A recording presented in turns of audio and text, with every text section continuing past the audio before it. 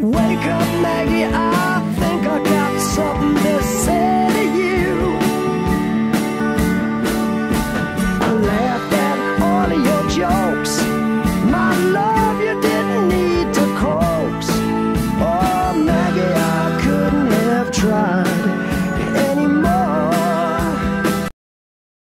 Therese Prendeville, welcome to LGBT Live. Thank you very much, Michael. Thanks for having me. Therese, I'm going to ask you the straight-out question. How would you describe your piece, Grace and Maggie? Is it a lesbian drama or a drama about lesbians? It's a drama, I think. I'm not pushed to have the focal point being lesbians necessarily. It's a dramatic piece featuring a lesbian couple. Okay, so it's not. Is it central to the theme? It is central to the theme, but it's not completely focused either. Mm-hmm. It's more the toxicity, I suppose, of the relationship that's central to the theme rather than the fact that these two girls are gay. Okay, so would the piece, Grace and Maggie, would it make the same sense, or would it have a different resonance if, for argument's sake, they were two students in Trinity sharing a room? Does the emotional involvement, I suppose, does that drive the relationship in that sense? Absolutely, yeah, absolutely it does. Mm-hmm. Yeah. Now, tell us a little bit about your background. The play that we've got, Grace and Maggie, it's going to be on this weekend at Small Gully. Mm-hmm. It was previously in the, was it the Gay Theatre Festival last year at Cobalt Cafe? Yes, it debuted last year in the Gay Theatre Festival as part of the Shorts programme with 4 other pieces. We ran for 7 nights in Cobalt Cafe. It was a great success. We had packed seats every night, so we were delighted with that.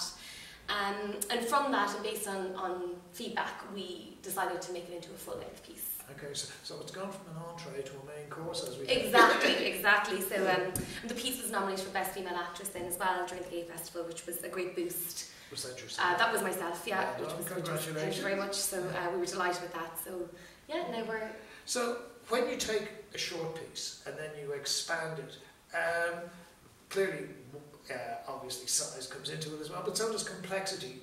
What was it like? Because you're the dramatist. Mm-hmm. So what motivated you to, as I say, to expand the play, and what is in the larger version, as we say, than in the compact version? Yeah, I think the main feature in the larger version is the element of rural Ireland. Mm-hmm. You know, we have a second act in the longer version, which we didn't have in the first version, and the second act is based in rural Ireland. Okay. So you have the metropolitan viewpoint in juxtaposition with the rural viewpoint. Mm-hmm. So I think that's the main difference. More characters? More, and the introduction of more characters again, yeah. Which of course changes the relationship. Exactly, really, which is interesting because the audience gets to witness the entire journey from the demise of the relationship and how that has that effect and ripple effect on everybody else. Being brutal, because I always like to find out how artists approach creative work. What motivated you to write this in the first place? I suppose based on my own personal experiences of being trapped is the wrong word, but being in toxic relationships and not seeing a way out, or not even realising they were toxic before they started to degrade oneself or to disintegrate your sort of emotional well-being, I suppose. So yeah, it was definitely based on previous experiences and my own experiences growing up in rural Ireland. And so like any writer, you know, I pull sentiment from real life experience and use my imagination as well, obviously. We always say write about what you know. Write about what you know, exactly. It comes more naturally, and then obviously the mind and the use of imagination comes into play. Mm-hmm.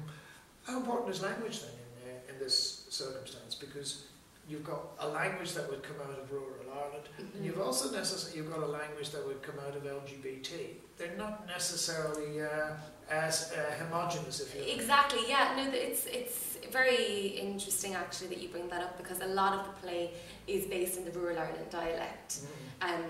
The characters, majority of characters except for the Maggie character, are from rural Ireland. So you're going to get a lot of that lyrical language, very quick flowing sort of lyricism, I suppose, to it.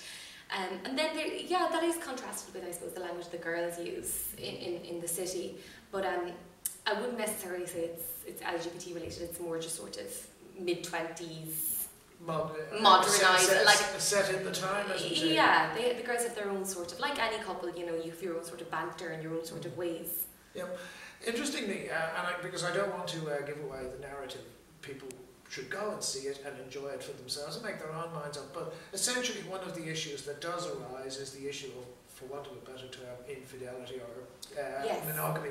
Does the play begin from a position that monogamy is a desired position, or monogamy is a hoped for position, an expected position? I think the character of Grace, she's more idealistic. So for her, monogamy is a hopeful position. It's what she wants. Grace wants a traditional, happy life, because that's the mould she came from.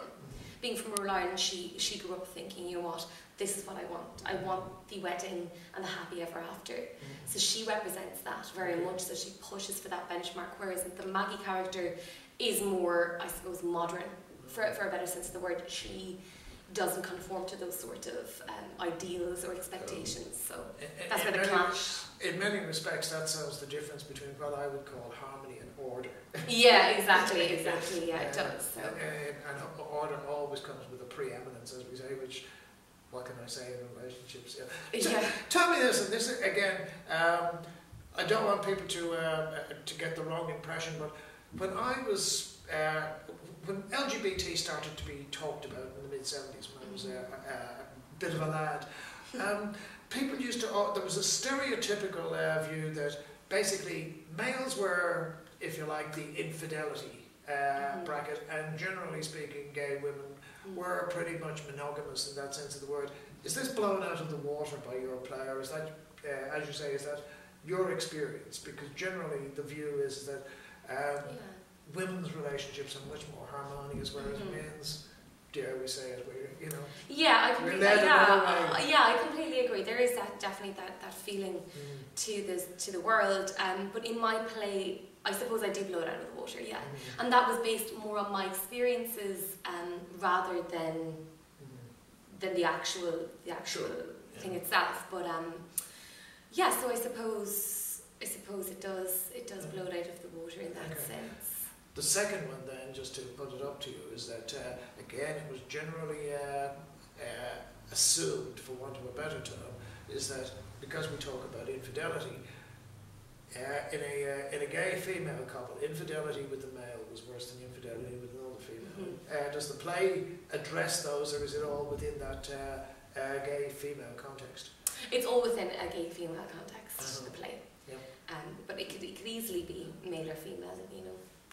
Well, as I say, it's human experience. Yeah, it's all human experience. Yeah. So, who do you think the play? Who did it appeal to the last time? Was it largely an LGBT audience because it was the Gay Theatre Festival, or actually was it a mixed audience? It was a mixed audience. Yeah. Being personally myself, I never quite socialised in the LGBT scene in Dublin. So a lot of my social groups would be outside of the LGBT society, so I would have brought in a lot of outsiders, which I was very determined to do. I wanted to you know, my play is I wanted to be mainstream rather than to be specifically LGBT. So I was very happy with the mixed crowds we got. As you say, a lot of it is set in rural Ireland. The language is rural Ireland, yet the audience that it's probably tried out on is a metropolitan audience. Do you think it will travel? I think so, yeah. I think because, yes, it's based in rural Ireland, there's a lot of rural Ireland language and reference. It's a universal piece. You know, everyone has gone through some sort of turmoil or toxicity or anxiety in their life, and I think the emotion in this piece is extremely relatable. And I think anyone who would sit and watch this piece can relate in some way, shape or form to either the guilt or the strain or the pressure that both girls experience. And it's heartbreaking, you know, and I hope that translates well to people, you know, that this is a human story. It's not just a gay story, it's a human story. Do you think, again, forgive me on this one for asking, is that we saw it with Pat Carey, whatever he is, 60, nearly 70 years of age, and he finally has the courage to come out at that stage. Is there an issue in rural Ireland about discussing subjects like this? That's really more what I was asking about the translation. because clearly they will understand, they will identify, but do people want to say, well, that Grace, that could be my daughter? Would rural Ireland be more comfortable with watching characters rather than a vignette of their own life? I suppose so. Again, it's difficult to tell. I've never tried this out in rural Ireland, which is something I would love to do. Yeah. So I'll be able to answer that question more. It'd be fascinating to see. It would be fascinating to see. You know how people would react, because it has gone to a metropolitan audience. Just so, I'll come back to you on that one when I get that feedback. It would be interesting. So, from a writer's point of view, how happy are you now with the expanded version of it? I'm very happy.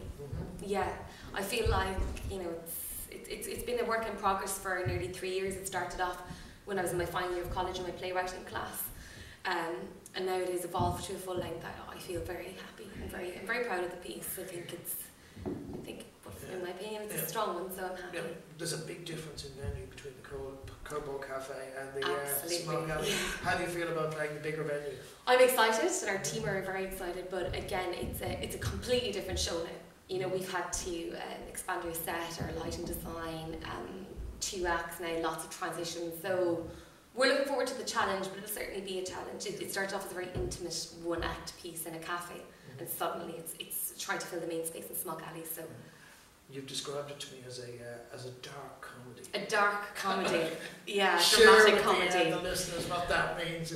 I suppose, like any human story, there are just moments of comedy, there are moments of, you know, tenderness, happiness, but I think overall there's a rippling feeling of upset, I think, and anxiety. Anxiety is a huge theme in the play. This play explores mental health a lot. One of the girls suffers badly from anxiety, so I think there's an undercurrent of sadness throughout the piece that I think people will be able to feel. And as you said, if there's an autobiographical element in it, has it been therapeutic writing it then? It has been. Yeah. It has been extremely therapeutic. Yeah, writing this piece, and you know, yeah, it has. It's been very good. That's part of the creative process, isn't it? Yeah. I can rest now. So all we need now is the business end to get together, those box office to click over. Absolutely, yeah. So, Therese, share with the listeners or the viewers, when is it on? Where can they go and see it? So it's on this Saturday and Sunday. That's the 21st and 22nd of this month, February. Saturday at 2 o'clock in the main space, Smoke Alley, and Sunday at 6:30 in the main space, Smoke Alley. Break a leg. Thank you very much, Michael. That's what we can say, because it sounds like it's going to be terrific. Hopefully. We'll hopefully get some reports back, and then when you take it around the rest of the country, who knows? Who knows? We could be looking at the new brand for you. Yes, fingers crossed. Yeah. Thank you very much. Therese Prindiville, it's been a pleasure talking to you. You too, Michael. Thank you. There we go. How was that? Okay, I think that was good. Yeah. What do you think? Yep. No, you were very natural. Sometimes I feel like throw my hands up in the air. I know I can count on you. Sometimes I feel like saying, Lord, I just don't care. But you've got the love I need to see me through.